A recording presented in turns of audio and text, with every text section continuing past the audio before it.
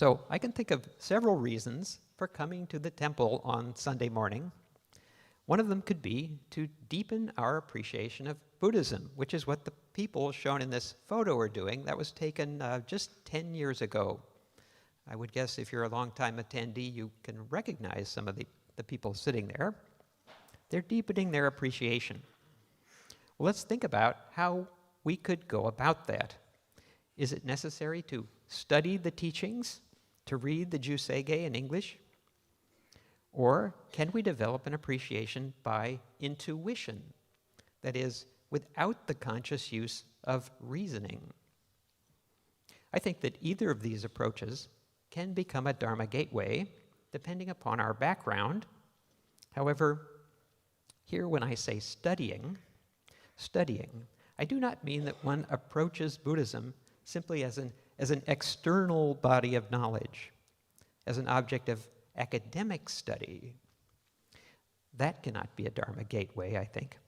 Rather, the gateway consists of hearing and reflecting upon the teachings as a way of asking, what am I? It's a way of self-examination. That gateway of hearing and reflecting, which is what the people in the photo are doing, I think.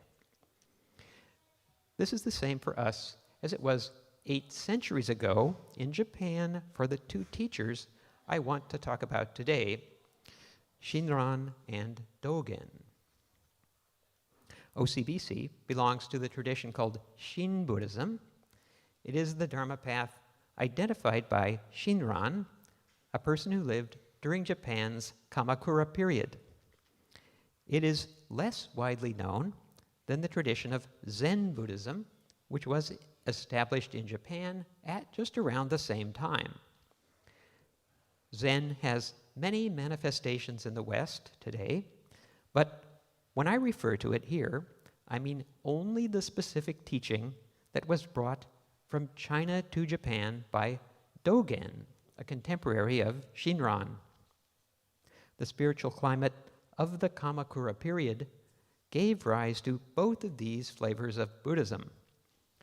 Shin and Zen have endured for 8 centuries and have now been propagated to the world beyond Japan.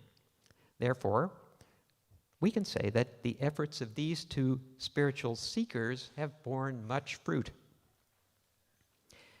You must have gained some impressions of Shin Buddhism and of Zen Buddhism, either by coming to the temple or by sampling the information available in books and online. Now, here is the question I want to consider.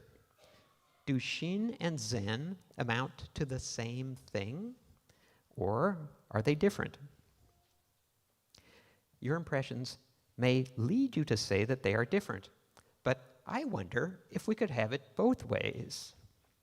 As far as being a Dharma gateway through which one must enter, Shin and Zen are different. But I see them as expressing the same spiritual liberation. That is, I sense 2 distinct gateways leading to an identical awakening. Shinran and Dōgen were contemporaries, but there is no record of them meeting or corresponding. Their personal histories had the following points in common. Each of them became a monk when very young, striving to become a saintly person on what is known as the path of sages. Then each of them grew dissatisfied and departed from the monastery on Mount Hiei. Shinran writes this: "Long ago, I left behind the provisional gateway of countless practices and various good deeds. After leaving the mountain and turning away from the path of sages, Shinran was persuaded to become a student of Honen, a teacher of Pure Land Buddhism who was then active in Kyoto. Years later, Shinran wrote that had he not encountered his teacher Honen, his whole life would have been spent in vain." Dōgen says this about his becoming a seeker: "After the thought of enlightenment arose, I began to search for Dharma, visiting teachers at various places in Japan. At 23, he journeyed to China and sought out teachers there. But over the course of 2 years, he found only disappointment. It was then that Dōgen learned of a Zen monk named Ru Jing, who was said to be a strict and genuine teacher of the way, accepting only the most serious seekers. Dōgen sought out Ru Jing, explained his reasons for coming, and was invited to be a student. In admitting Dōgen, Ru Jing announced, "The Dharma gate of face-to-face transmission from Buddha to Buddha, ancestor to ancestor, is realized now." Here we see similarities and differences between Shin and Zen.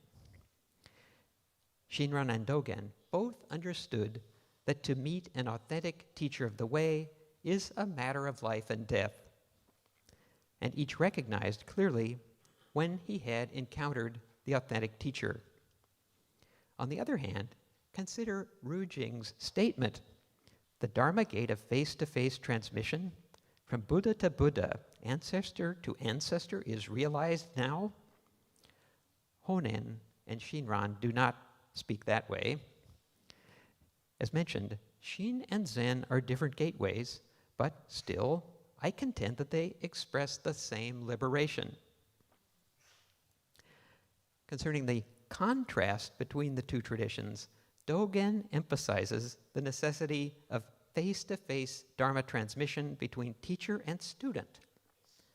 He says that the Dharma he received from Ru Jing was by way of an unbroken line of teachers whom he calls Buddha ancestors, going back to Shakyamuni in India. On the other hand, Shinran, while honoring his predecessors, does not assert the need for face-to-face transmission. For Shinran, it can be by literary transmission that students may learn from teachers who lived centuries earlier.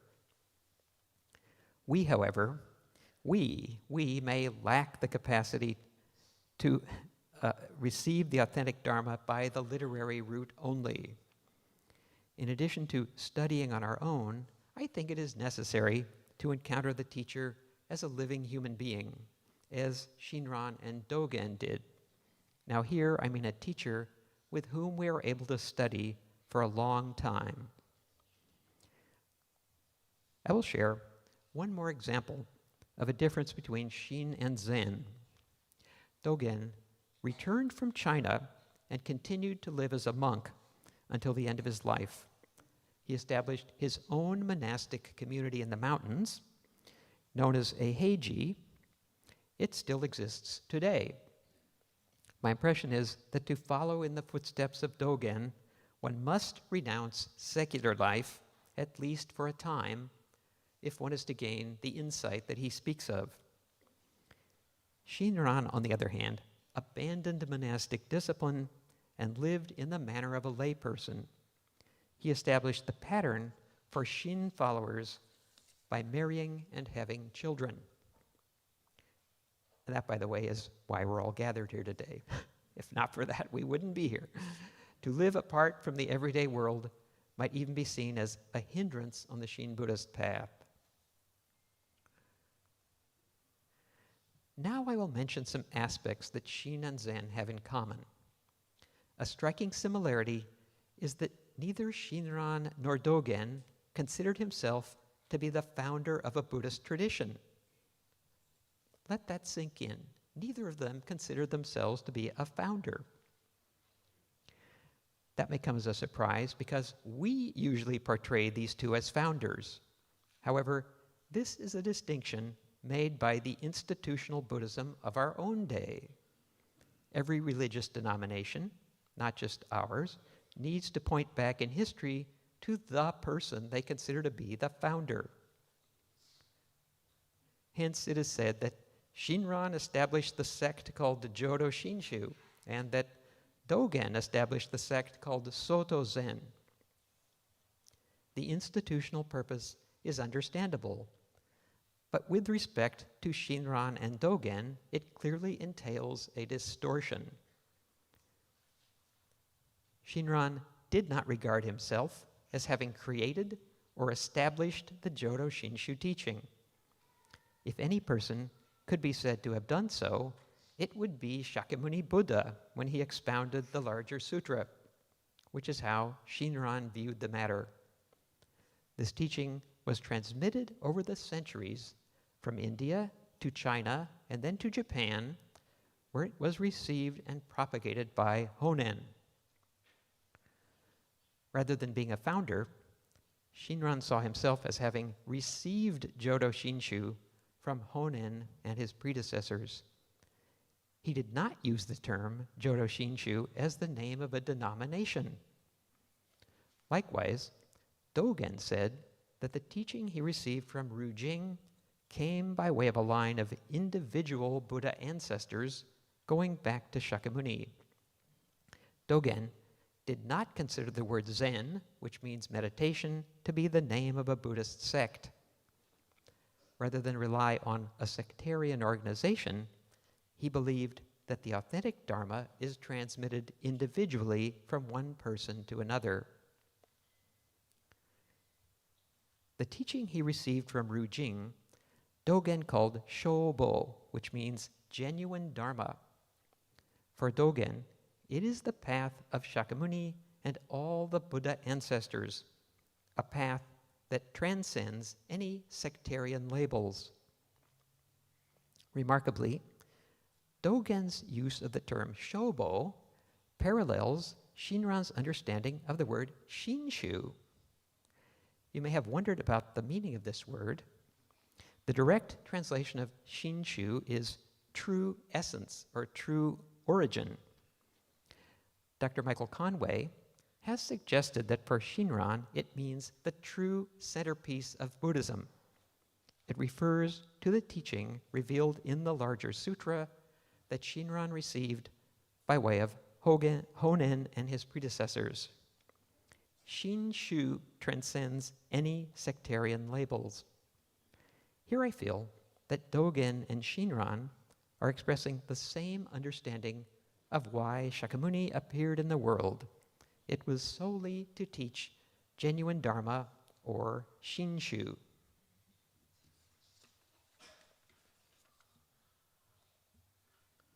So far, I have not highlighted the principal distinction of Zen that you already know about. I refer to the practice of Zazen, or seated meditation. It is more demanding than the simple forms of meditation that are offered at Shin temples like this one. Here at OCBC, you will not find a room called the Zendo dedicated to that practice. At our gatherings, what typically takes place is not Zazen. Instead, our principal activity corresponds to Shinran's term Mon-shi, which means to hear and reflect. Mon-shi, or deep hearing, means first to receive the teachings as a passive listener, and second, to engage in serious self-reflection. I contend that with respect to our spiritual growth, Dōgen's Zazen and Shinran's Mon-shi are not two different things. Through either activity, meditation, or hearing and reflecting, we may gain awareness of what the self is and what the Dharma is. Another crucial feature that Shin and Zen have in common is that neither is aimed at progressing toward a goal in the future. Some forms of Buddhism teach gradual practices that can bring about spiritual liberation, if not in this life, then after countless future lives. The most that one can achieve in a single lifetime is incremental progress. However, for Dōgen, the practice of Zazen is identical with the attainment of liberation. It is not the means by which one progresses toward liberation in the future. For Shinran too, the practice of deep hearing and reflecting is identical with spiritual liberation. He says it takes place immediately and is not contingent on further attainment down the road.